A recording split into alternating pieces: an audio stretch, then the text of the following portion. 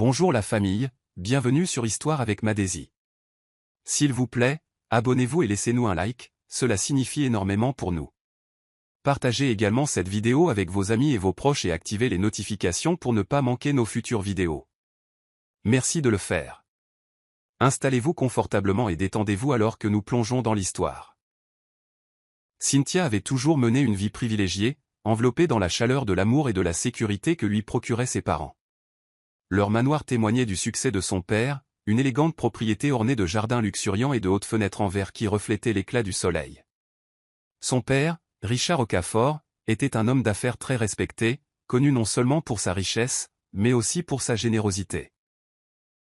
Il avait bâti un empire à partir de rien, sans jamais laisser ses richesses le rendre insensible. Au contraire, il était connu pour sa loyauté inébranlable envers sa famille, en particulier son jeune frère Michael. Richard avait aidé Michael à se lancer en affaires, lui offrant un prêt substantiel pour créer son entreprise, et lorsque cette entreprise avait échoué, il lui avait donné une autre chance. Michael et sa femme, Comfort, n'avaient jamais manqué de rien, pourtant il y avait toujours une tension tacite chaque fois qu'ils rendaient visite. Cynthia, à 16 ans, était trop jeune pour saisir pleinement la complexité des relations adultes, mais elle avait toujours senti quelque chose de troublant dans le comportement de son oncle. Il n'était jamais chaleureux, jamais reconnaissant, se contentant d'accepter ce que son père lui fournissait comme si cela lui était dû.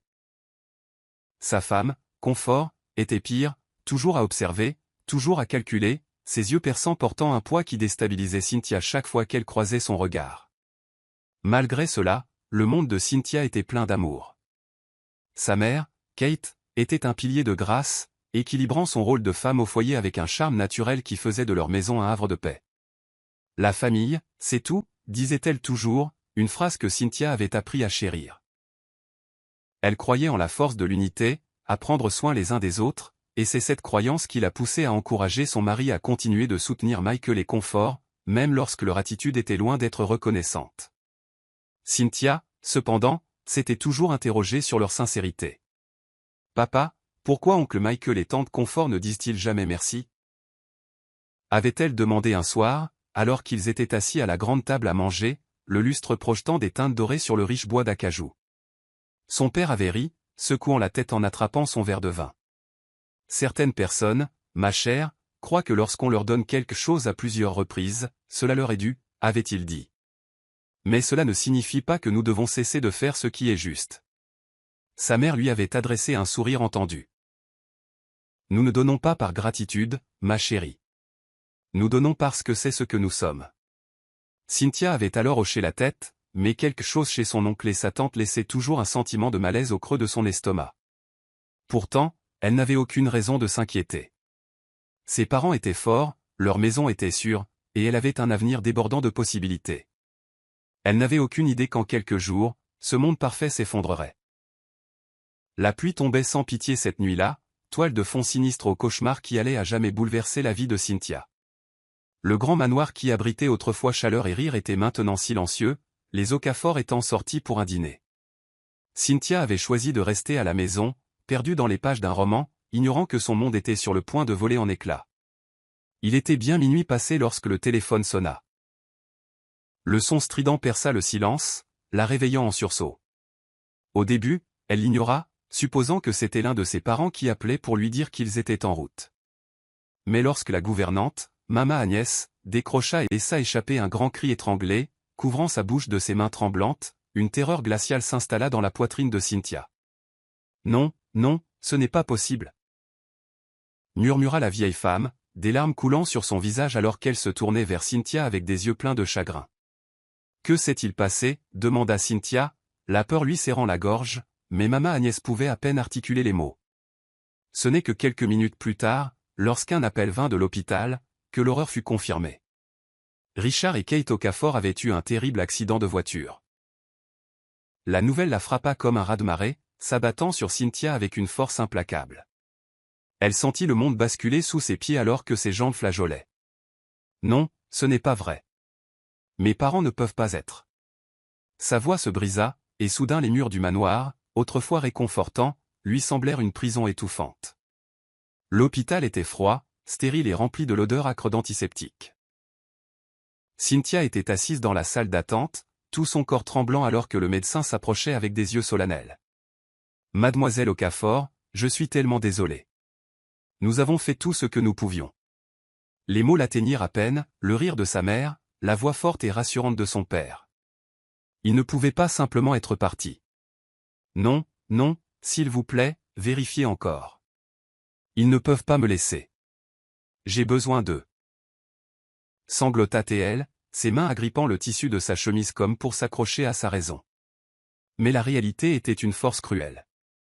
Il n'y aurait plus d'étreinte chaleureuse de sa mère, plus de paroles protectrices de son père, juste le silence, un silence assourdissant qui broyait l'âme.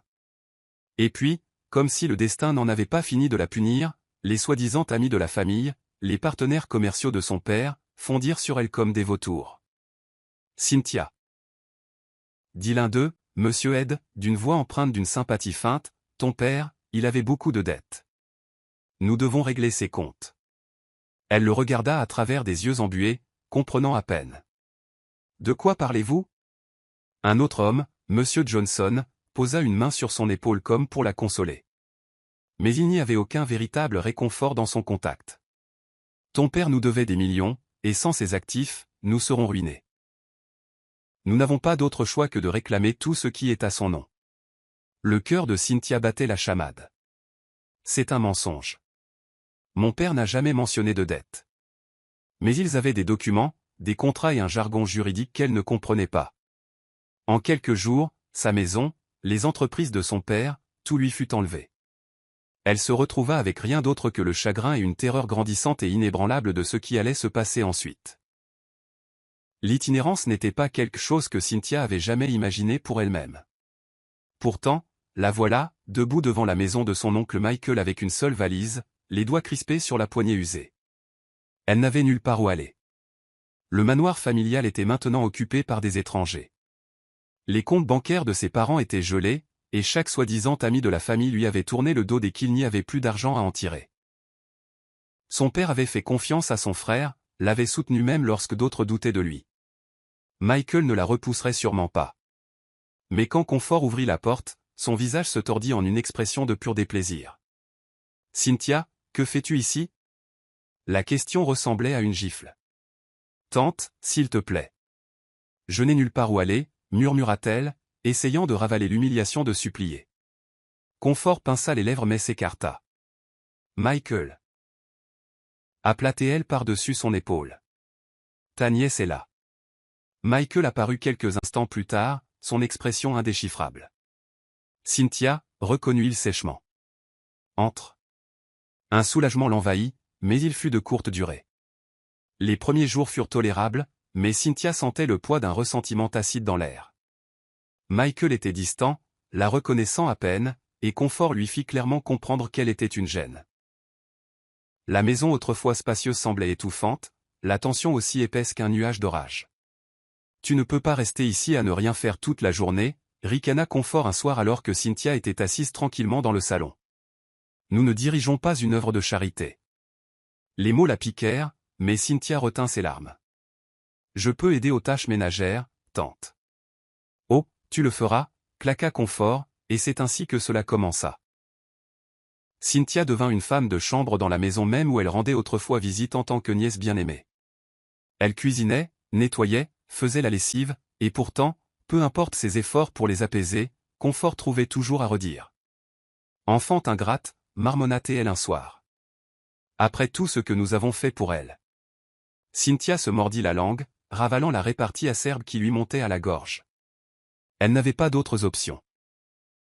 Si elle parlait, elle risquait de perdre le seul toit qu'elle avait, mais au fond d'elle, elle savait que ce n'était qu'une question de temps avant que même cette petite faveur ne lui soit retirée.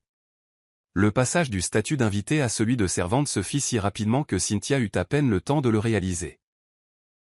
Un instant, elle était en deuil, essayant de s'adapter à la vie sans ses parents, et l'instant d'après, elle frottait les sols, lavait la vaisselle et se faisait réprimander comme une enfant désobéissante. Les yeux froids de Confort suivaient chacun de ses mouvements, toujours prêt à lancer un commentaire acerbe. « Ta mère ne t'a pas appris à nettoyer correctement, ou étais-tu trop gâté pour lever le petit doigt ?» Cynthia serra les poings, mais ne dit rien. Elle avait besoin d'un endroit où rester, et si endurer la cruauté de Confort en était le prix, alors soit. Michael, de son côté, restait indifférent. Il n'intervint jamais, ne reconnut jamais la façon dont sa femme l'humiliait quotidiennement. Au contraire, il semblait s'être lavé les mains de son existence. La trahison s'installa dans ses os, plus froide que n'importe quel hiver. Son père avait tout donné à cet homme, pourtant en retour, il avait abandonné sa seule nièce au moment où elle avait le plus besoin de lui. Les jours se transformèrent en semaines, et Cynthia maigrit, l'épuisement remplaçant la douceur de ses joues. Un soir, alors qu'elle dressait la table pour le dîner, Confort lui jeta un chiffon sale. « Nettoie la cuisine avant de manger », ordonna-t-elle. L'estomac de Cynthia gargouilla, mais elle hocha la tête docilement. Elle avait à peine fini de frotter l'évier quand Confort entra, les lèvres retroussées de dédain. « En fait, nous avons déjà mangé, dit-elle, une lueur malicieuse dans les yeux. Il ne reste plus rien. Réessaie demain. » Cynthia la regarda, incrédule. Ses mains tremblaient, mais elle ravala sa fierté. « Je comprends, tante. » Elle se détourna, retenant les larmes qui lui montaient aux yeux. Elle ne supplierait pas, ni pour de la nourriture, ni pour de la gentillesse, plus jamais. L'air dans la maison s'était alourdi de jour en jour, étouffant Cynthia comme un brouillard épais qui lui serrait la poitrine. Le traitement que lui infligeait Confort s'était aggravé, passant de l'agression passive à la cruauté pure et simple. Les corvées devenaient interminables, les insultes plus vives, et les repas, autrefois maigres, étaient devenus inexistants. Cynthia avait appris à endurer, ravalant sa douleur en même temps que le creux dans son estomac, mais elle n'avait pas réalisé qu'aucune souffrance ne suffirait jamais à Confort. Un soir, après une longue journée de nettoyage et d'entretien de la maison, Cynthia s'assit sur le sol froid de la cuisine, trop épuisée pour bouger. Ses bras lui faisaient mal à force de frotter, ses doigts étaient à vif à force de laver des piles de vaisselle. Au moment où elle allait fermer les yeux pour un instant de repos, Confort fit irruption dans la cuisine, sa voix tranchant le silence comme un couteau. « Lève-toi, aboya-t-elle. Je n'ai pas besoin d'une profiteuse paresseuse qui se prélasse dans ma maison. » Cynthia se releva péniblement, mais avant qu'elle ne puisse répondre, Confort lui attrapa le bras, ses ongles s'enfonçant dans la peau de Cynthia. « Tu as abusé de notre hospitalité, ma fille. Il est temps que tu partes. » La panique saisit le cœur de Cynthia, le serrant douloureusement.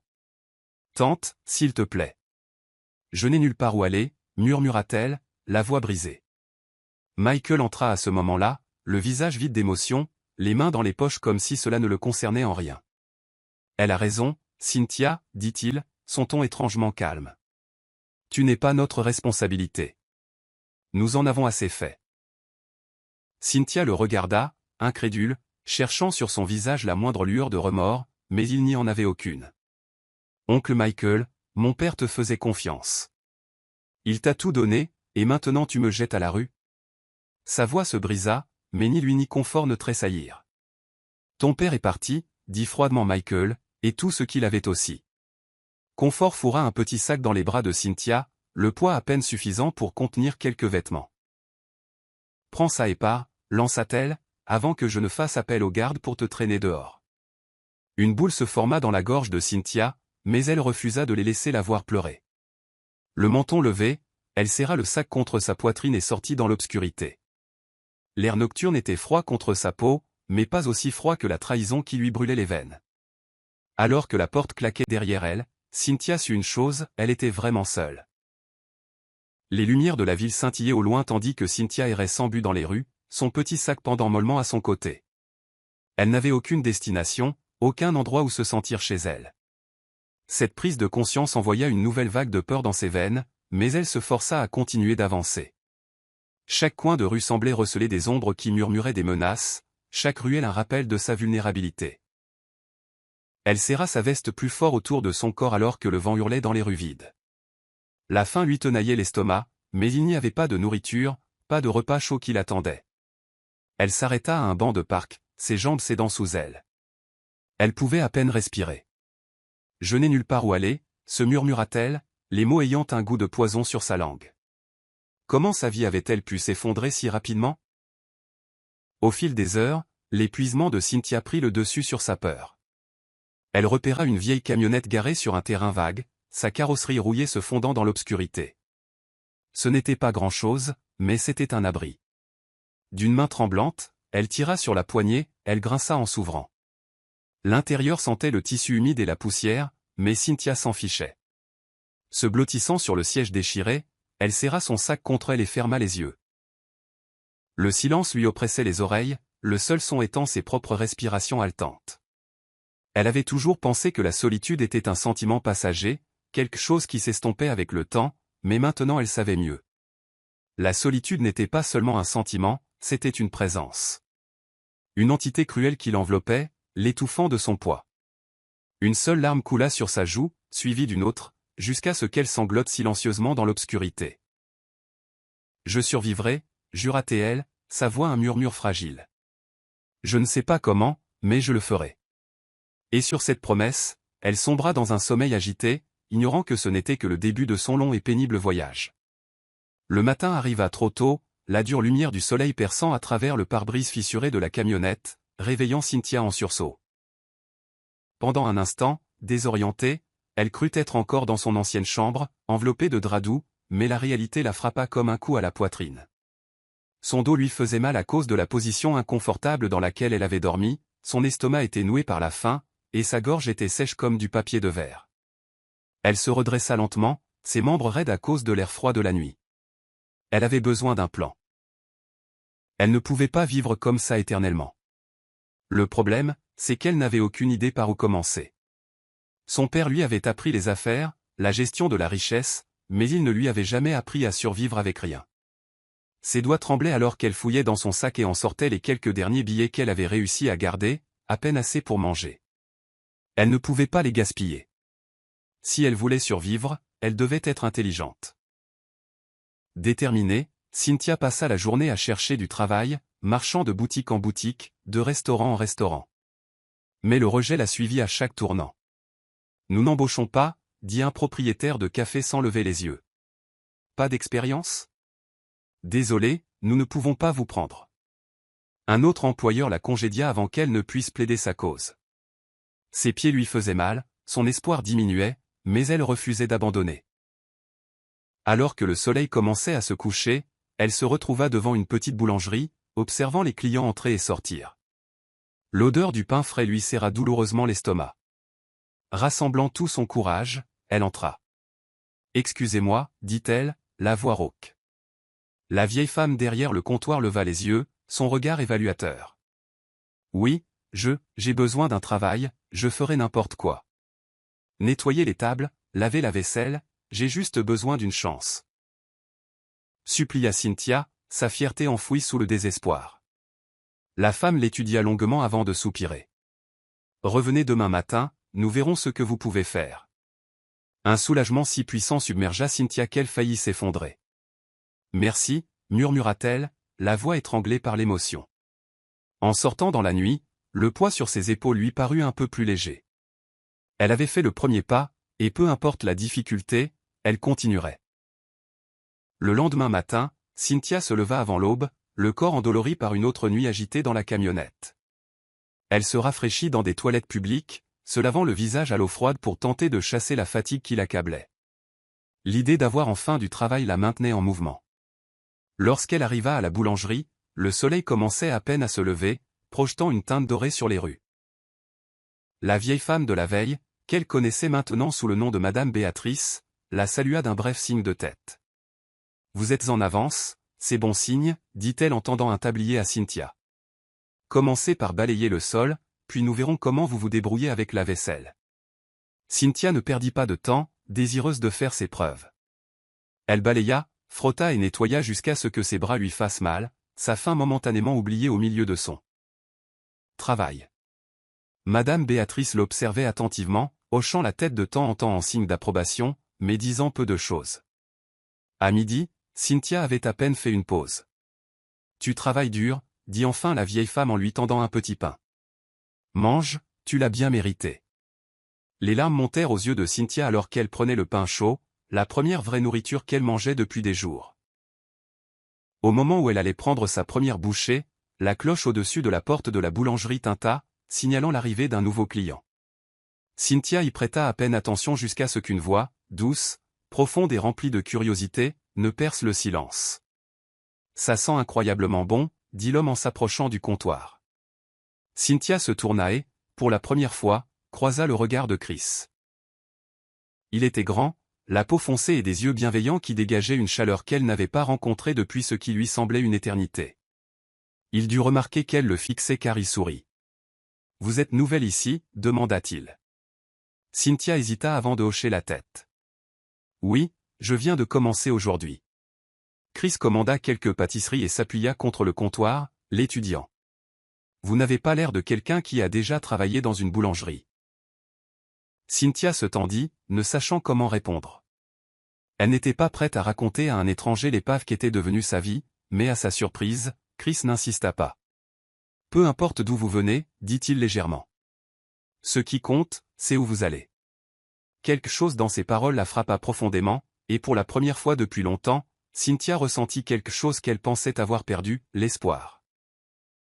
Après la fin de son service, Cynthia sortit dans l'air chaud de l'après-midi, se sentant plus légère qu'elle ne l'avait été depuis des semaines. Elle avait un travail. Ce n'était pas grand-chose, mais c'était un début. Elle serrait fort sa petite enveloppe de gains, sachant que chaque centime comptait. Elle prévoyait d'économiser autant qu'elle le pouvait, espérant qu'un jour elle aurait assez pour quitter la camionnette. Alors qu'elle marchait dans la rue, elle entendit des pas derrière elle. Et appela la voix de Chris.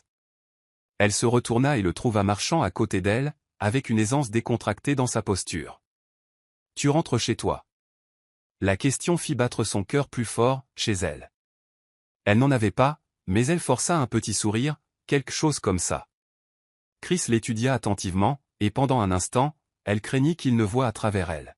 « Écoute, dit-il en se frottant la nuque. Je sais que c'est un peu direct, mais si jamais tu as besoin de quelque chose, un endroit où t'asseoir, de la nourriture, même quelqu'un à qui parler, je travaille au garage en bas de la rue. Passe juste me voir. » Cynthia fut décontenancée. Personne ne lui avait offert de gentillesse depuis longtemps. « Pourquoi ?» demanda-t-elle prudemment. Chris haussa les épaules. « Parce que je sais ce que c'est que de repartir à zéro avec rien. » Admit-il, et parce que parfois les gens ont juste besoin d'un peu d'aide.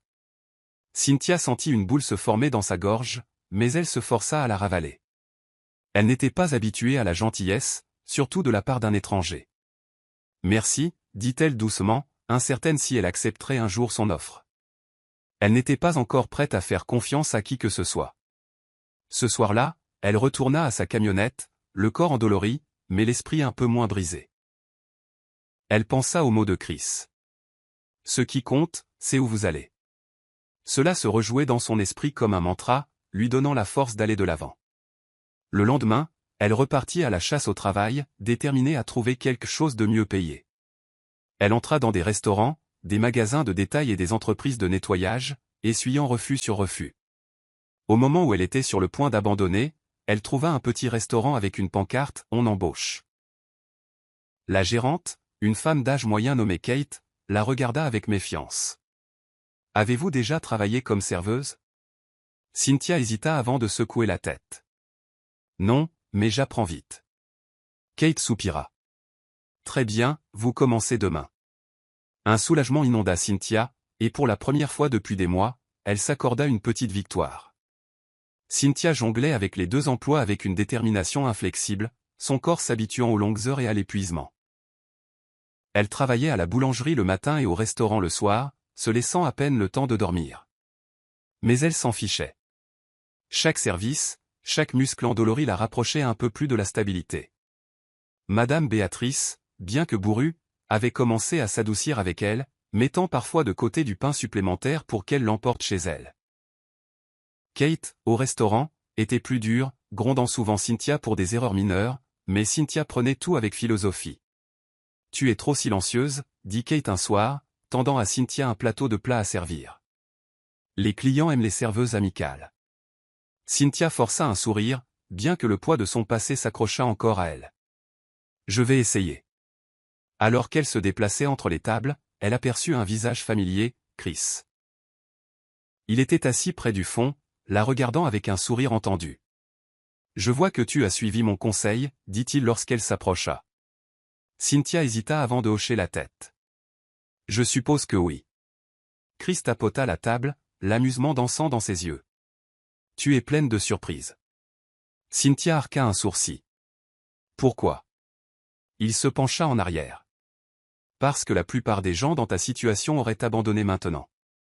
L'estomac de Cynthia se noua. Le savait-il? Pouvait-il deviner qu'elle était sans abri? Avant qu'elle ne puisse l'interroger, il fit glisser quelques billets sur la table. C'est pour toi, dit-il simplement. Cynthia fronça les sourcils, les repoussant. Je ne peux pas accepter ça. Chris eut un sourire narquois. C'est un pourboire, pas la charité. Elle hésita avant de prendre lentement l'argent. Ce n'était pas grand-chose, mais cela signifiait quelque chose.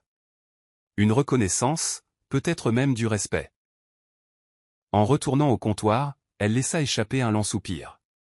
Elle était loin de là où elle voulait être. Mais pour la première fois depuis longtemps, elle n'était pas immobile. Elle avançait. L'hiver arriva comme un invité indésirable, s'insinuant dans les os de Cynthia et s'y installant avec un froid impitoyable. Le vent hurlait dans les rues de la ville, aussi tranchant qu'une lame contre sa peau, et les nuits dans la camionnette devenaient insupportables. Peu importe le nombre de couches qu'elle enroulait autour d'elle, le froid s'infiltrait, engourdissant ses doigts et raidissant ses articulations. Elle se réveillait en frissonnant, son souffle visible dans la pénombre de l'habitacle, son corps recroquevillé pour préserver le peu de chaleur qu'elle avait. La boulangerie lui offrait un certain soulagement pendant la journée, ses fours dégageant une chaleur réconfortante, mais dès la fin de son service, l'effroi s'installait dans sa poitrine. Elle n'avait nulle part où aller, pas de lit chaud qui l'attendait.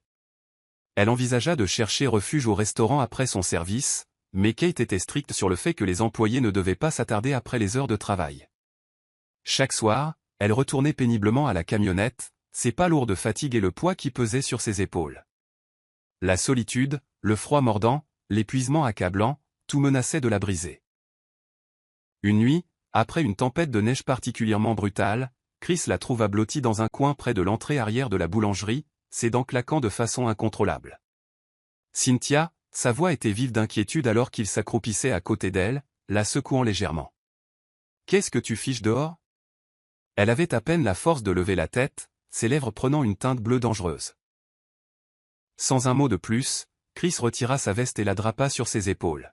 « C'est insensé, marmonna-t-il en lui frictionnant les mains gelées pour les réchauffer. Tu ne peux pas continuer à vivre comme ça. Elle essaya de se dégager, sa fierté refusant de la laisser paraître faible, mais il la tint fermement. Viens avec moi, insista-t-il. Tu ne peux pas rester dehors une nuit de plus. Cynthia hésita, la honte lui montant à la gorge. Chris, je ne peux pas juste. Tu peux. La coupa-t-il. Et tu le feras. Pas de discussion. Pour la première fois, elle s'autorisa à s'appuyer sur quelqu'un. Chris l'emmena, et cette nuit-là, elle dormit dans un vrai lit, son canapé bosselé mais chaud, dans un minuscule appartement au-dessus du garage. Les jours qui suivirent parurent surréalistes. Se réveiller sous un vrai toit, enveloppé dans des couvertures qui retenaient réellement la chaleur, était une sensation que Cynthia avait presque oubliée. Chris ne fouina pas dans son passé, ni ne la fit se sentir comme un fardeau. Il lui fit simplement de la place dans son monde sans rien demander en retour. « Mange », disait-il en posant une assiette de nourriture fumante devant elle après son service à l'atelier. « Tu n'as rien à me prouver, Cynthia. Survie, c'est tout. » Ces mots, si simples et pourtant si profonds, la marquèrent. Pour la première fois depuis des années, quelqu'un la voyait, non pas comme une nuisance, non pas comme une fille brisée sans rien à son nom, mais comme une personne digne d'attention.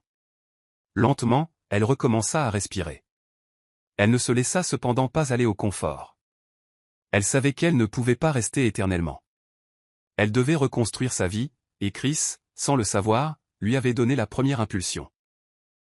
Déterminée à ne plus dormir dans une camionnette, Cynthia prit des quarts de travail supplémentaires à la boulangerie et au restaurant, se poussant jusqu'à l'épuisement. Chaque soir, elle rentrait tard, ses muscles hurlant de protestation, ses pieds à vif après des heures passées debout. Mais elle refusait d'arrêter. Elle économisait chaque centime, comptant et recomptant l'argent dans une petite enveloppe qu'elle gardait cachée sous les coussins du canapé de Chris. Un soir, il la surprit, son expression indéchiffrable, alors qu'il la regardait organiser les billets. « Tu prévois de t'enfuir » demanda-t-il, à moitié en plaisantant, à moitié sérieux. Cynthia secoua la tête. « Je prévois de me débrouiller seule » corrigea-t-elle. Un lent sourire se dessina sur le visage de Chris. Bien, dit-il, mais sache que tu n'as pas à le faire seul. Ces mots la réchauffèrent plus que n'importe quelle couverture. Et puis, après des mois de travail harassant, le jour arriva où elle avait économisé assez pour louer une petite chambre. Ce n'était pas grand-chose, un minuscule espace avec à peine assez de place pour un lit et une chaise, mais c'était à elle. Le premier vrai pas vers la reconquête de son indépendance. Cynthia n'avait jamais été du genre à compter sur les autres, pas après ce que la vie lui avait réservé. Mais avec Chris, c'était différent. Leur amitié, construite sur une compréhension silencieuse plutôt que sur des conversations forcées, devint la seule chose dont elle ne se lassait pas de dépendre. Ils partageaient des repas lorsque leurs emplois du temps le permettaient, échangeaient des sourires fatigués à la fin de longs services, et parfois, lorsque le poids du passé se faisait trop lourd, s'asseyaient ensemble en silence. « Tu n'as pas à être forte tout le temps, tu sais » dit Chris un soir, alors qu'ils étaient assis devant son atelier, regardant les lumières de la ville scintiller au loin. Cynthia laissa échapper un petit rire sec. « Je ne sais pas comment être autre chose. » Il se tourna alors vers elle, son expression sérieuse. « Peut-être qu'il est temps d'apprendre. » Elle n'eut pas de réponse à cela, car au fond d'elle, elle savait qu'il avait raison. Leur amitié n'était pas sans complexité. Certains jours, Cynthia se surprenait à regarder Chris plus longtemps que nécessaire, remarquant la facilité avec laquelle son rire venait, la chaleur dans sa voix quand il lui parlait. Mais elle repoussait ses pensées. Elle ne pouvait pas se permettre de distraction. Elle avait passé trop de temps à se reconstruire pour risquer de s'effondrer pour quelque chose d'aussi imprévisible que des sentiments. Chris, de son côté, n'insistait jamais. Il offrait sa présence, son soutien indéfectible, et ne demandait jamais plus qu'elle n'était disposée à donner. Un soir, alors qu'elle était assise en face de lui dans sa minuscule cuisine, elle s'autorisa enfin un petit moment d'honnêteté. « Merci, dit-elle doucement. » Il haussa un sourcil. « Pourquoi ?» Elle hésita. « De m'avoir rappelé ce que c'est que d'avoir quelqu'un dans son coin. » Chris la regarda longuement avant de hocher la tête. « Quand tu veux, Cynthia, quand tu veux. » Et pour la première fois depuis des années, elle le crut vraiment. Cynthia avait appris à la dure que le monde n'attendait pas que les brisés guérissent. Chaque matin, elle se réveillait avant le soleil, le corps endolori par l'épuisement, mais elle tenait bon. Elle n'avait pas le choix. Ses journées étaient partagées entre la boulangerie et le restaurant, avec à peine un moment pour se reposer entre les deux. Le travail était incessant, mais elle refusait de se plaindre. Chaque service supplémentaire qu'elle prenait, chaque dollar qu'elle économisait, était un pas de plus vers la vie qu'elle se construisait. La minuscule chambre louée qu'elle appelait maintenant chez elle était une amélioration par rapport à la camionnette, mais c'était encore loin du confort. Les murs étaient minces et le matelas n'était guère plus qu'une plaque de mousse, pourtant c'était à elle. C'était suffisant. Elle s'asseyait souvent dans la faible lueur de son unique ampoule au plafond la nuit, fixant les quelques billets qu'elle avait réussi à mettre de côté, sachant qu'elle était encore à des kilomètres de la stabilité. Mais abandonner n'était pas une option. Elle ne retournerait jamais mendier des miettes. Plus jamais. Chris remarqua le tribut que cet emploi du temps exténuant lui faisait payer. Il avait toujours respecté sa détermination, admiré le feu dans ses yeux, mais il le voyait vaciller maintenant, l'épuisement ternissant son éclat. Un soir, alors qu'elle sortait du restaurant après un service de 14 heures, il l'attendait, appuyé contre sa moto avec un sourire entendu. « Tu vas t'épuiser, Cynthia, dit-il alors qu'elle s'approchait. « Je vais bien, marmonna-t-elle en resserrant sa veste autour d'elle. Chris ricana. « Tu ressembles à un fantôme. Quand as-tu mangé un vrai repas pour la dernière fois ?» Cynthia roula des yeux. « Je mange au travail. »« Ce n'est pas de la nourriture, rétorqua-t-il. Ce sont des restes et du café. Allez, viens, on y va. » Elle hésita. « Chris, je n'ai pas le temps pour... » Tu as le temps, l'interrompit-il, son ton ferme mais doux. Juste pour cette fois, laisse quelqu'un prendre soin de toi. Pendant un instant, elle voulut refuser, insister sur le fait qu'elle pouvait tout gérer seule. Mais quelque chose dans la voix de Chris, l'inquiétude inébranlable dans son regard, la fit céder.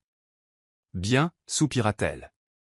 Ce soir-là, autour d'un simple repas de riz et de poulet dans un petit restaurant de bord de route, elle s'autorisa à se détendre, juste pour un petit moment. Le jour où Cynthia signa enfin les papiers pour sa première vraie maison, ses mains tremblaient. L'appartement était petit, à peine meublé, mais il était à elle d'une manière que rien ne l'avait été depuis la mort de ses parents. Alors qu'elle se tenait dans l'espace vide, fixant les murs nus et la seule fenêtre donnant sur la ville, des émotions qu'elle avait longtemps refoulées remontèrent à la surface. Ce n'était pas seulement un endroit où vivre. C'était la preuve qu'elle avait survécu. Chris fut le premier à lui rendre visite, arrivant avec un sac de courses et un sourire suffisant. « Je me suis dit que tu oublierais de manger en te prélassant dans ton succès », la taquina-t-il en posant le sac sur son minuscule comptoir. Cynthia rit, secouant la tête. « Tu agis comme si j'étais sans défense. » « Pas sans défense, corrigea-t-il, juste têtu. » Il fit le tour de l'appartement, hochant la tête en signe d'approbation. « C'est un début, dit-il, un sacré bon début. » Cynthia expira, le poids de tout l'assaillant d'un coup.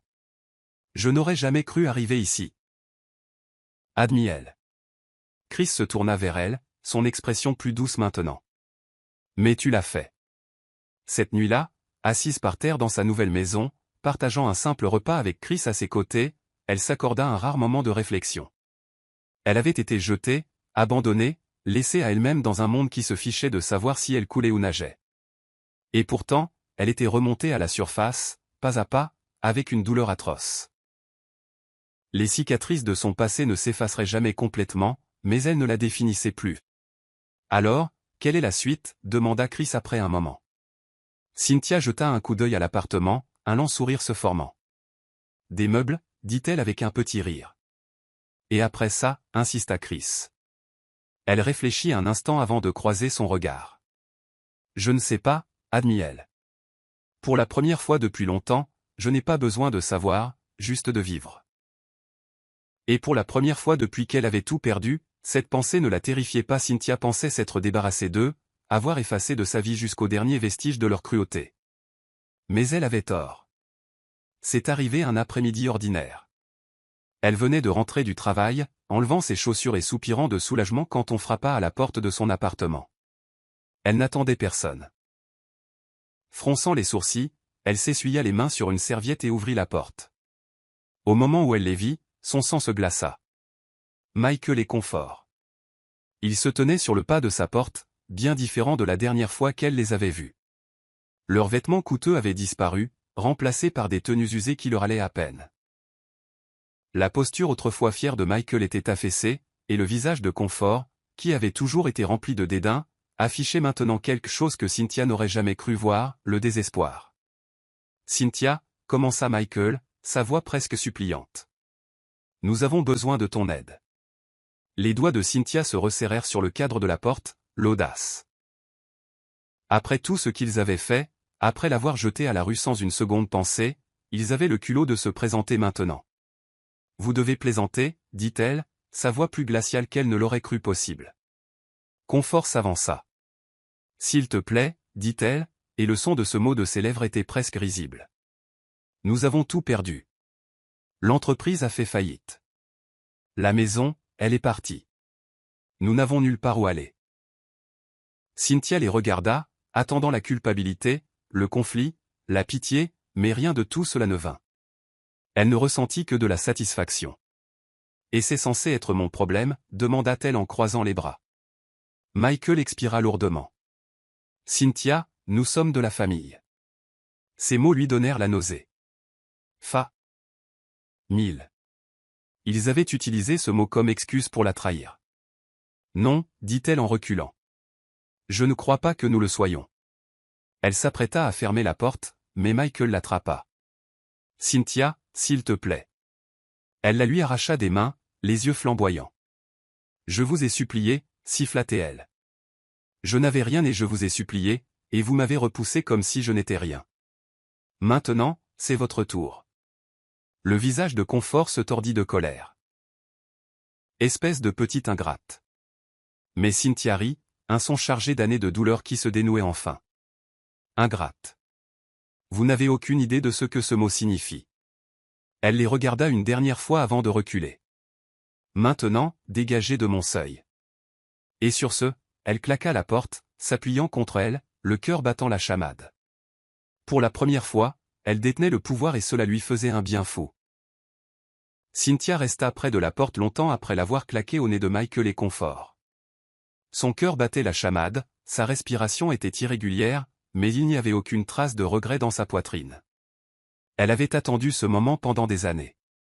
Le jour où il viendrait ramper, dépouillé de leur arrogance, réduit à la même impuissance à laquelle il l'avait autrefois condamné. Et pourtant, leur désespoir ne l'émouvait pas. La fille qu'ils avaient rejetée n'existait plus. À sa place se tenait une femme qui s'était reconstruite à partir de rien, qui avait appris à survivre dans un monde qui avait tenté de la briser. Mais au moment où elle expirait, prête à se débarrasser de cette rencontre, on frappa à nouveau, plus timidement cette fois. Elle savait que c'était eux. D'un pas lent et délibéré, elle ouvrit la porte juste assez pour voir leurs expressions défaites. « Cynthia, s'il te plaît. » Recommença Michael, la voix tendue. « Nous n'avons nulle part où aller. » La vue d'eux, autrefois si fiers et condescendants, maintenant réduits à supplier, aurait dû la satisfaire. Cela aurait dû ressembler à une victoire. Mais Cynthia ne ressentait que de l'épuisement. « Et c'est censé être mon problème ?» demanda-t-elle, la voix vide d'émotion.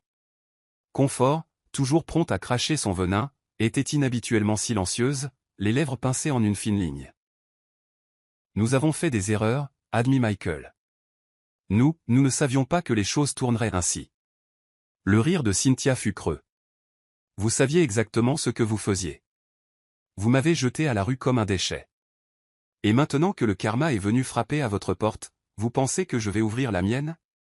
Le regard de Michael vacilla de honte, mais la patience de Confort craqua. « Ne sois pas idiote, Cynthia, » cracha-t-elle, son ancienne amertume revenant. « Nous sommes de la famille. C'est ton devoir de nous aider. » Le corps de Cynthia se raidit. Devoir, ce mot avait été utilisé comme une laisse autour de son cou pendant des années. Famille, répéta-t-elle, sa voix dangereusement basse. La famille ne s'abandonne pas. La famille ne traite pas les siens comme un fardeau. Elle secoua la tête, la finalité de sa décision s'installant dans ses os. Vous avez fait votre choix il y a des années. Maintenant, vivez avec. Et sur ce, elle ferma la porte, cette fois pour de bon. Le sommeil ne vint pas facilement cette nuit-là. Cynthia resta éveillée, fixant le plafond de sa petite maison durement gagnée, le poids de son passé pesant lourdement sur sa poitrine. La confrontation avec Michael et Confort avait rouvert des blessures qu'elle pensait guéries, la rendant agitée, perturbée. Mais plus que cela, elle avait fait naître une question qu'elle avait enfouie au plus profond d'elle-même. Pourquoi tout lui avait-il été enlevé si facilement? Les soi-disant dettes que les associés de son père avaient réclamées, la rapidité avec laquelle leur fortune avait été effacée, cela ne lui avait jamais paru normal. Son père avait été un homme méticuleux, prudent avec ses finances, circonspect dans ses affaires. Quelque chose n'allait pas. Cette pensée la rongeait, la faisant se redresser dans son lit, l'esprit en ébullition. S'il y avait la moindre chance que la richesse de son père ait été volée plutôt que perdue, elle devait le découvrir. Le lendemain matin, Cynthia fouilla parmi les quelques affaires qu'elle avait réussi à conserver de ses parents. De vieilles photographies, quelques bijoux que sa mère lui avait laissés, et une boîte fermée à clé qu'elle n'avait jamais ouverte. Ses doigts tremblaient en effleurant le métal froid, la clé perdue depuis longtemps. Déterminée, elle l'ouvrit avec une épingle à cheveux, son souffle se coupant lorsque le couvercle céda. À l'intérieur se trouvaient de vieux documents, des contrats commerciaux et une lettre. L'encre s'était légèrement estompée, mais l'écriture de son père était reconnaissable entre toutes.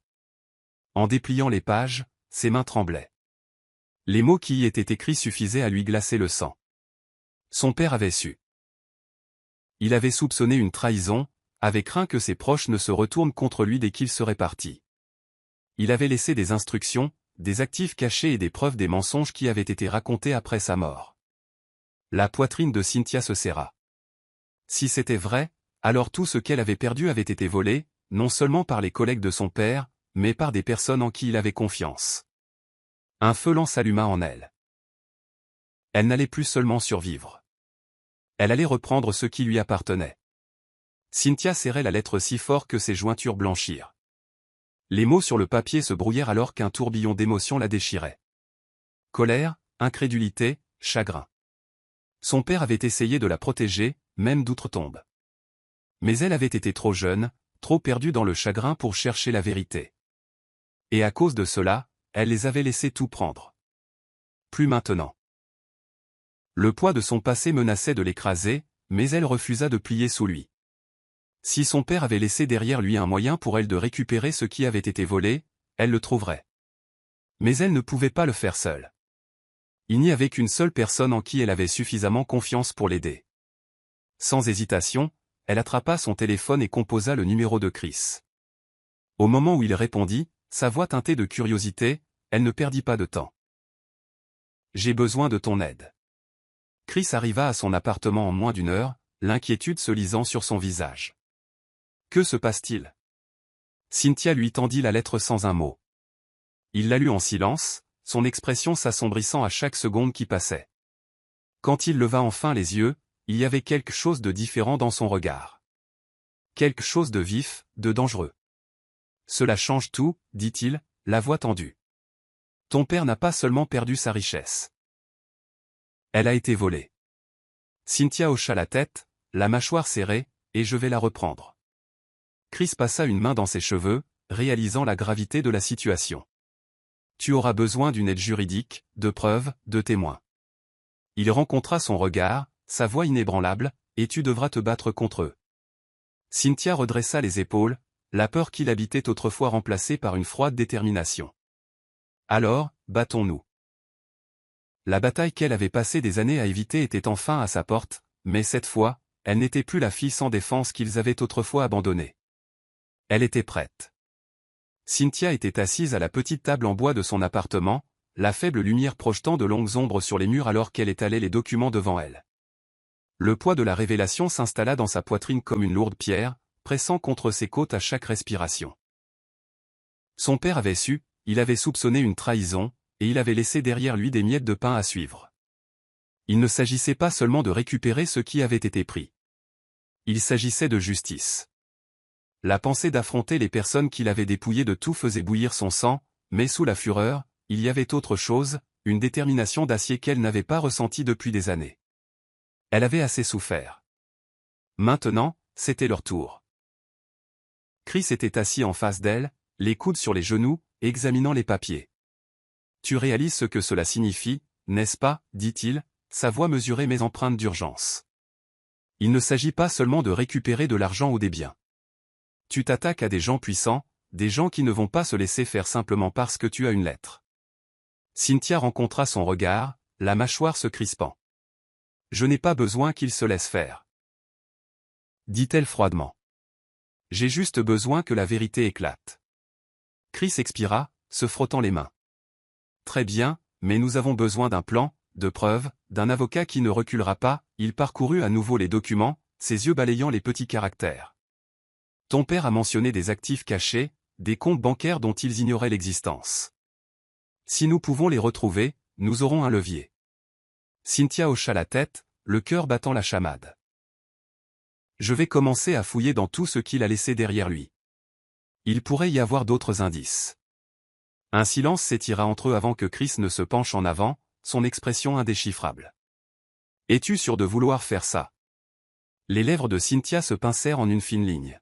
« Je n'ai pas le choix, murmura-t-elle. Ils m'ont tout pris, Chris, ma maison, ma sécurité, mon avenir. Je les ai laissés voler l'héritage de mon père une fois. Je ne les laisserai pas recommencer. » Il l'étudia longuement avant de hocher la tête. « Alors, brûlons-les jusqu'aux fondations. » Cynthia passa les jours suivants plongée dans les recherches, son esprit consumé par les chiffres, le jargon juridique et les anciens registres commerciaux.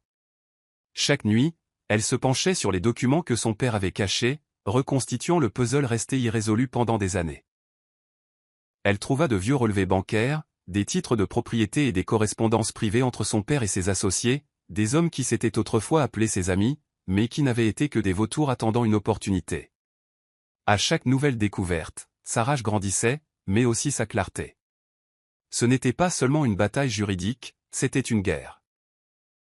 Chris aidait où il le pouvait, retrouvant des contacts, demandant des faveurs et la mettant en relation avec un avocat, un homme nommé Nelson, qui avait la réputation d'être implacable au tribunal. Lorsqu'elle rencontra Nelson pour la première fois, il se pencha en arrière sur sa chaise, croisant les bras sur sa poitrine tout en parcourant les documents qu'elle avait apportés. « Vous avez quelque chose là. » admit-il en tapotant la lettre que son père avait écrite, mais ce n'est pas suffisant. Si nous nous attaquons à ces hommes, nous avons besoin de preuves irréfutables. Cynthia inspira profondément. J'en ai plus, dit-elle en sortant les relevés bancaires et les titres de propriété. Nelson haussa un sourcil en les étudiant. Intéressant, marmonna-t-il. Ils n'ont pas tout liquidé. Certaines de ces propriétés sont toujours utilisées sous des sociétés écrans. Il leva les yeux vers elle. Si nous pouvons prouver qu'ils ont sciemment volé votre père et caché des actifs, nous avons une affaire. Les poings de Cynthia se serrèrent. Alors prouvons-le. Nelson eut un sourire narquois, impressionné par sa résolution. Très bien, dit-il. Je vais commencer à monter le dossier, mais vous devez être préparés. Ces hommes sont puissants, et ils ne se laisseront pas faire sans se battre. Les lèvres de Cynthia se retroussèrent en un sourire sinistre. Moi non plus. La procédure judiciaire commença par une mise en demeure formelle, une lettre envoyée aux hommes qui avaient volé son père, exposant les preuves qu'elle avait recueillies et le procès imminent. La réponse fut immédiate. Cynthia reçut la visite d'un avocat représentant les anciens associés de son père, un homme qui portait un costume cher et dégageait un air d'arrogance. Il s'assit en face d'elle dans un bureau impeccable, son expression indéchiffrable alors qu'il posait un épais dossier sur la table. « Mademoiselle Okafor », commença-t-il doucement. « Mes clients sont prêts à régler cette affaire à l'amiable. » Les yeux de Cynthia se rétrécirent. « Un règlement à l'amiable » Il hocha la tête, faisant glisser le dossier vers elle. « Un règlement généreux. Pas besoin de tribunal. Pas besoin de mauvaise publicité. Tout cela peut disparaître. » Cynthia prit le dossier, parcourant l'offre. Le montant était important, suffisant pour la mettre à l'aise pendant longtemps. Mais il ne s'agissait pas d'argent. Il s'agissait de vérité, de justice.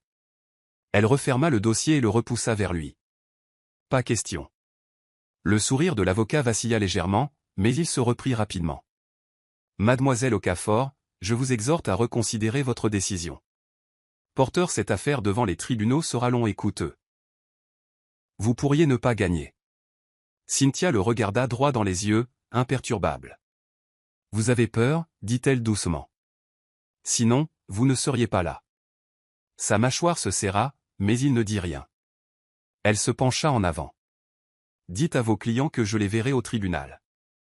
L'homme se leva, ajustant sa veste de costume. Très bien, dit-il suavement. Mais ne dites pas que nous ne vous avions pas prévenu.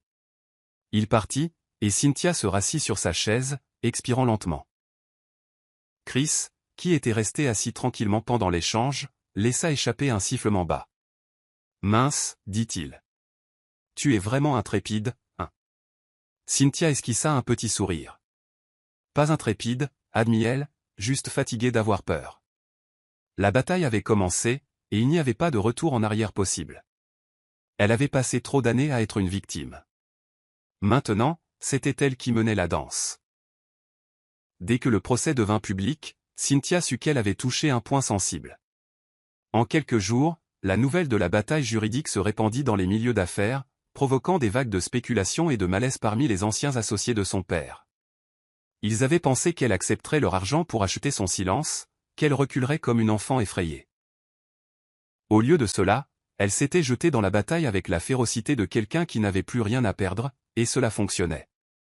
Leur image soigneusement construite de succès et de légitimité commençait à se fissurer. Certains des hommes qu'elle poursuivait commencèrent à prendre leur distance avec le scandale, publiant des déclarations niant toute implication. D'autres essayèrent de la discréditer, la dépeignant comme une fille amère essayant de déterrer des fantômes qui auraient dû rester enterrés. Mais Cynthia resta ferme. Elle ne cherchait pas la vengeance. Elle cherchait la vérité. Un soir, alors qu'elle était assise dans le bureau de son avocat à examiner des preuves, Nelson eut un sourire narquois et lui tendit une tablette. « Vous voudrez peut-être voir ça. » Elle la prit, ses yeux se rétrécissant en lisant le dernier article.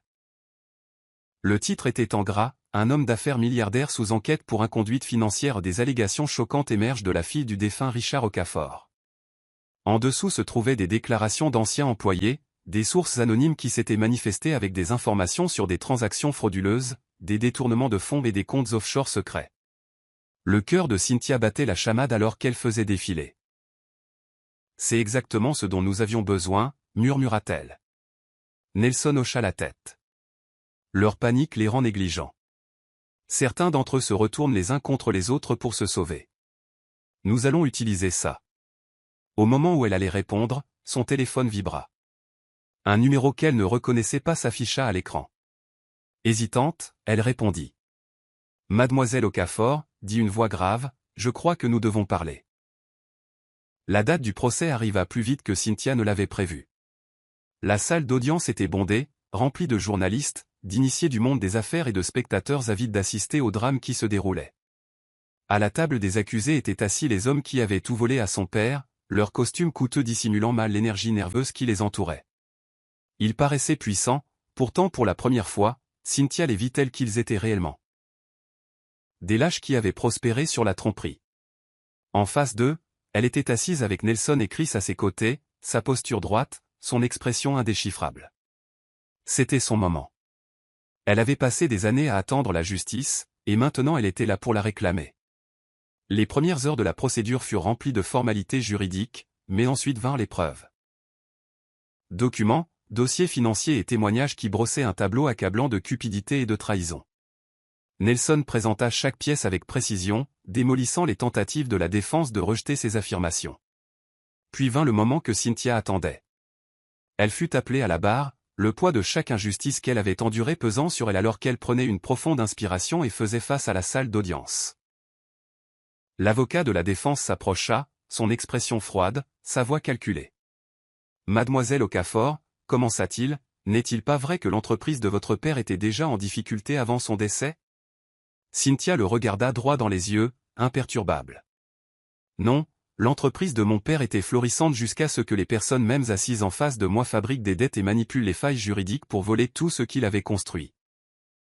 L'avocat eut un sourire narquois, mais elle ne le laissa pas la déstabiliser.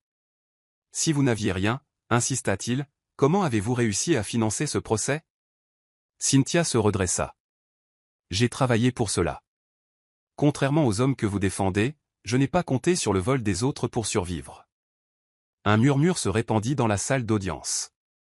L'avocat tenta de se reprendre, mais Cynthia avait déjà remporté cette manche. Le juge parut peu impressionné par les tactiques de la défense. Pour la première fois depuis le début du procès, Cynthia s'autorisa à croire qu'elle allait gagner. Quelques jours plus tard, alors que l'affaire touchait à sa fin, Cynthia fut convoquée dans une salle de réunion privée au sein du palais de justice. Elle ne fut pas surprise d'y trouver l'un des accusés, M. Ed, qui l'attendait, flanqué de son propre avocat. Il avait l'air épuisé, loin de l'homme d'affaires intouchable qu'il avait été autrefois. Mademoiselle Okafor, la salua-t-il, sa voix prudente, ne faisons pas traîner cela plus longtemps. Vous avez fait valoir votre point de vue. Cynthia croisa les bras. Vraiment? Son avocat s'éclaircit la gorge. Mon client est disposé à régler une somme généreuse, plus que ce que vous aviez initialement demandé.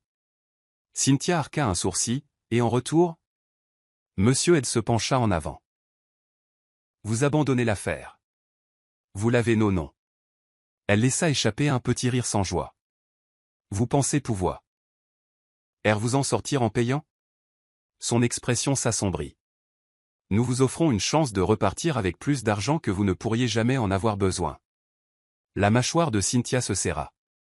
Il n'a jamais été question d'argent. Il s'agit de s'assurer que des gens comme vous ne s'en tirent pas impunément après avoir ruiné des vies. Monsieur Ed soupira, se penchant en arrière. Vous faites une erreur. Cynthia se leva, rassemblant ses documents. Non, l'erreur a été de penser que je vous laisserais gagner. En sortant de la pièce, elle se sentit plus légère qu'elle ne l'avait été depuis des années. Il ne restait plus de peur en elle, plus de doute persistant. Elle s'était battue, et elle avait gagné. Cette nuit-là, elle se tenait sur le balcon de son appartement, les lumières de la ville s'étendant devant elle. Chris la rejoignit, les mains dans les poches. C'est fini, dit-il. Elle hocha la tête, expirant lentement. Oui. Il se tourna vers elle, son regard doux. Et maintenant? Cynthia sourit, un vrai sourire sincère. Maintenant, je vis. Et pour la première fois, elle le pensait vraiment. Elle était libre.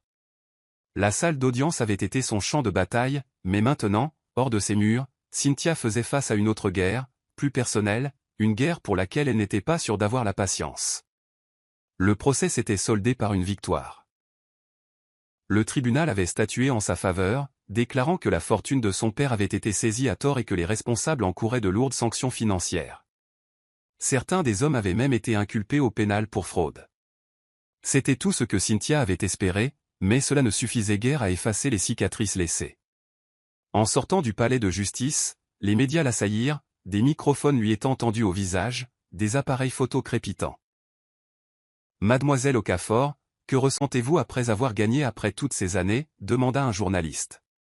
Cynthia marqua une pause, agrippant les bords de son manteau tout en fixant les visages expectatifs. Il ne s'agit pas de gagner, dit-elle, la voix ferme. Il s'agit de justice. Mon père méritait mieux. Je méritais mieux. Et maintenant, enfin, la vérité a été reconnue. Les journalistes posèrent d'autres questions, mais Cynthia en avait fini de s'expliquer. Elle se fraya un chemin à travers la foule, l'esprit déjà ailleurs. Elle s'était à peine installée dans le calme de son appartement qu'un autre rappel importun de son passé arriva. On frappa timidement à sa porte, plus doucement qu'avant mais toujours familier. Elle sut avant même d'ouvrir qui se tiendrait là. Michael et Confort, ils avaient l'air pire que jamais. Leurs postures autrefois fières étaient voûtées, leurs yeux remplis de quelque chose qui aurait pu être du regret mais aussi du désespoir. Cynthia ne ressentit rien. « Cynthia, s'il te plaît, commença Michael, la voix tendue. Nous devons parler. » Elle s'appuya contre le chambranle de la porte, les bras croisés. Il n'y a rien à dire. Confort, qui n'avait jamais supplié de sa vie, s'avança, les yeux creux. Nous avons tout perdu, murmura-t-elle. Cynthia pencha la tête, ses lèvres se retroussant en quelque chose qui n'était pas tout à fait un sourire. Oh, vous voulez dire comme j'ai tout perdu quand vous m'avez jeté à la rue. Michael soupira, se frottant les tempes. Nous avons fait des erreurs. L'expression de Cynthia se durcit. Non, vous avez fait des choix, et maintenant vous en payez le prix. Elle expira brusquement, sa voix tranchant le silence. Je ne vous pardonne pas, je ne vous pardonnerai jamais. Sur ce, elle ferma la porte, et cette fois elle ne ressentit que la paix. Cynthia se tenait à l'intérieur d'une des propriétés qui avaient appartenu à son père, un grand domaine surplombant la ville, ses sols en marbre brillant sous le soleil de l'après-midi. Il avait fallu des mois de bataille juridique, de transfert d'actifs et de restructuration, mais elle l'avait fait.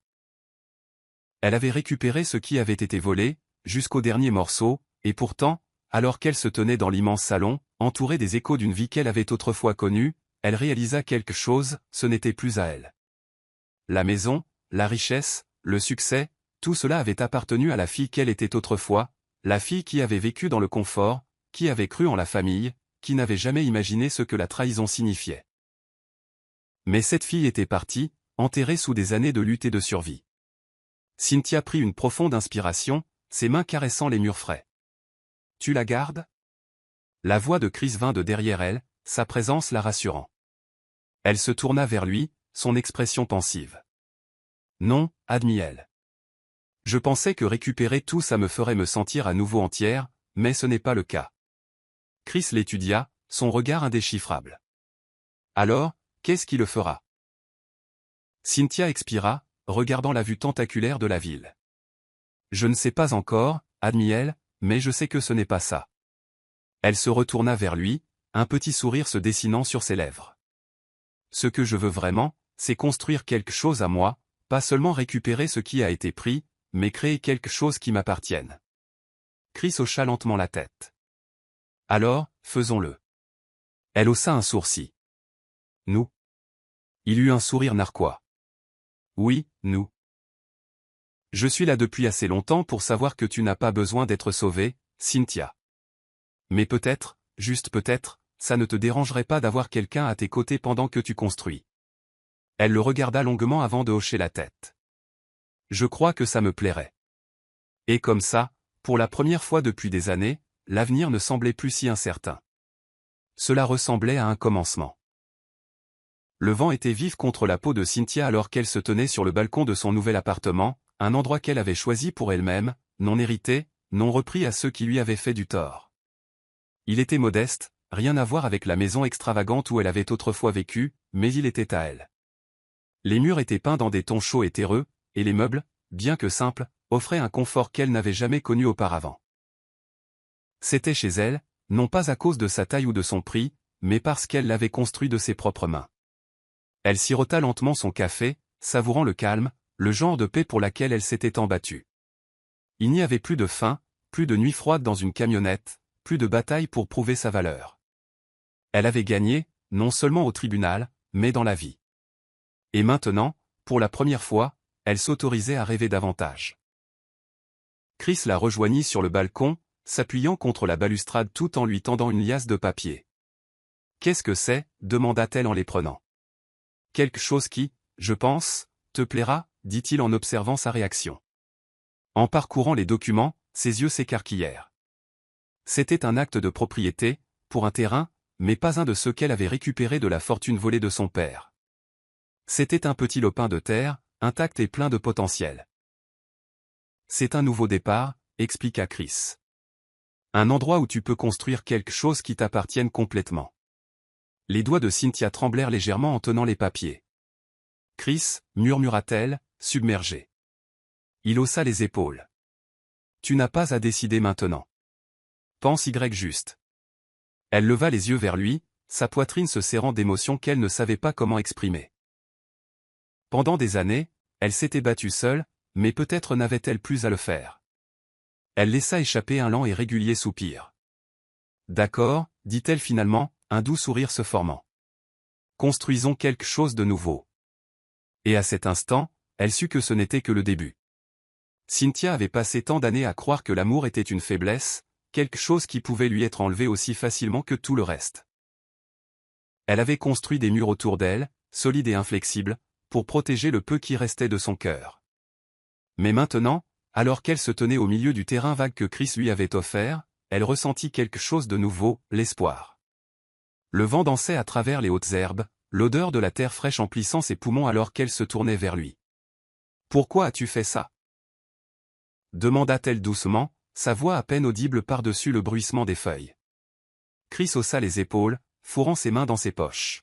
« Parce que je te connais, dit-il simplement. Tu ne te sentiras pas embêtant que tu n'auras pas créé quelque chose qui t'appartienne entièrement. » Il marqua une pause, son regard rencontrant le sien, et je veux en faire partie. Cynthia sentit sa gorge se nouer, les émotions montant comme une marée qu'elle n'était pas sûre de pouvoir retenir. Pendant si longtemps, elle avait marché seule, croyant devoir mener chaque bataille par elle-même. Mais voilà Chris, debout à côté d'elle, n'essayant pas de la réparer, n'essayant pas de s'approprier sa lutte, mais voulant simplement marcher avec elle.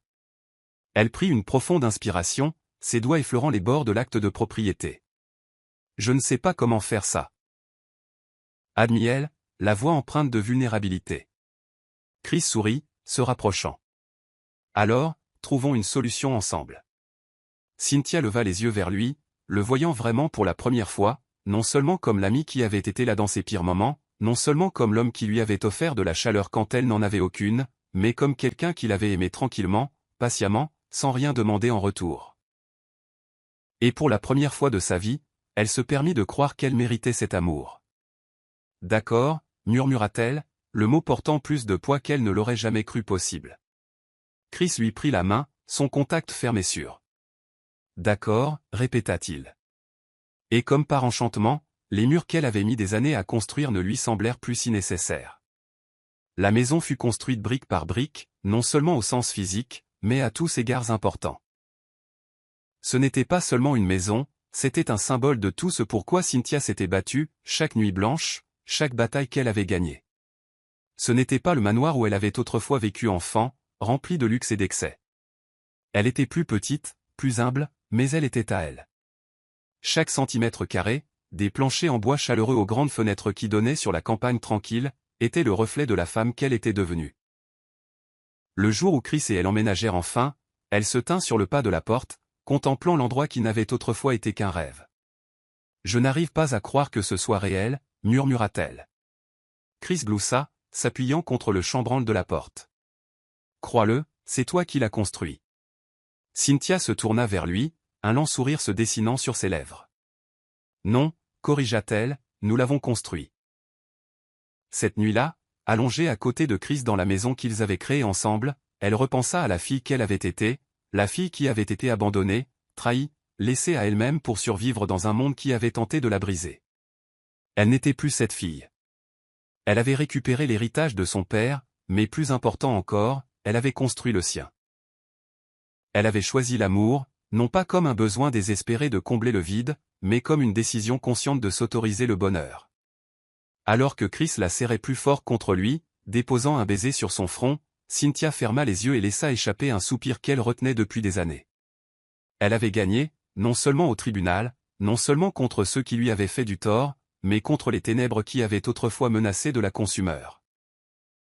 C'était sa vie maintenant, une vie qu'elle avait bâtie de ses propres mains, une vie que personne ne pourrait plus jamais lui enlever. Et alors qu'elle s'endormait, elle sut avec une certitude absolue qu'elle était enfin, véritablement, chez elle. La bataille était terminée. L'avenir lui appartenait. Voici le verset biblique relatif à l'histoire Genèse 50 verset 20. Vous aviez médité de me faire du mal. Dieu l'a changé en bien, pour accomplir ce qui arrive aujourd'hui, pour sauver la vie à un peuple nombreux. Ce verset reflète parfaitement le parcours de Cynthia. Malgré avoir été abandonnée, trahie et laissée sans rien, elle a enduré et transformé sa douleur en force. Ce qui était censé la détruire n'a fait que la construire en une femme qui a reconquis son pouvoir, sa dignité et sa juste place. Morale de l'histoire, 1. La résilience. Peu importe la dureté des coups de la vie, vous avez le pouvoir de vous relever. Cynthia a affronté des difficultés extrêmes, mais elle n'a jamais laissé ces circonstances la définir. 2. La justice prévaut. La vérité finit toujours par éclater. Cynthia s'est battue pour la justice. Et à la fin, ceux qui lui ont fait du tort ont dû en assumer les conséquences. 3. L'estime de soi et l'indépendance. La richesse et le pouvoir ne signifient rien si vous n'avez pas d'intégrité. Cynthia a réalisé que récupérer la fortune de son père n'était pas aussi important que de construire son propre succès et de trouver l'amour selon ses propres termes. Au fond, l'histoire enseigne que la douleur est temporaire, mais que la foi, la persévérance et le respect de soi mènent à la vraie victoire. C'est la fin de l'histoire. Qu'avez-vous appris de cette histoire? Laissez vos réflexions dans la section des commentaires. Laissez un like et n'oubliez pas de vous abonner et d'activer les notifications pour être averti chaque fois que nous publierons nos prochaines vidéos. Partagez également cette vidéo avec quelqu'un qui pourrait être intéressé. Merci beaucoup d'avoir regardé.